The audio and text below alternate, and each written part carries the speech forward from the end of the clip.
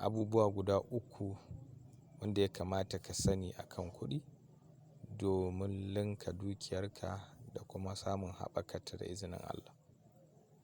Abu na farko shine ya kamata ka samu ilimin yadda ake neman kuɗi. Shine ilimi na farko, yadda ake neman kuɗi. Abu na biyu sai ka samu ilimin yadda za ka kashe kuɗinka.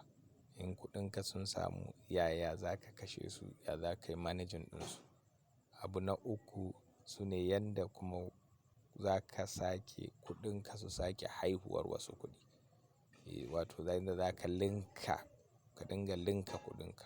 Wannan sune abubuwa guda uku wanda ya kamata ka sani akan neman kuɗi, akan kuɗi. Abu na farko, yadda za ka samu kuɗi abu ne wanda kowa yake da ilimi a kan shi.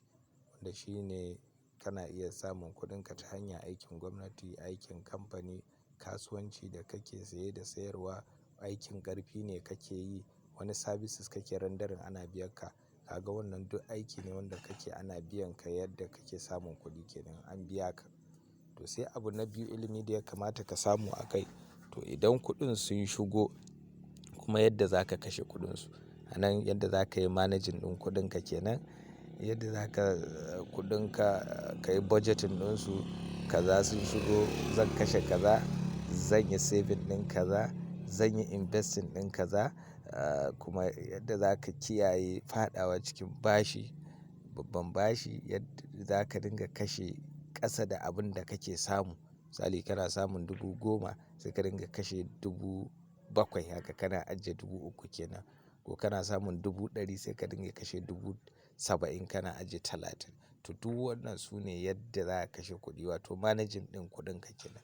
Sai abu na ƙarshe shine growing ɗin kuɗinka. Grow wato yadda za ka linka kuɗinka. Shi kuma nan kuɗinka ne za su neman maka kuɗi. A nan za ka sa kuɗinka ne hannun jari a wurare mabambanta.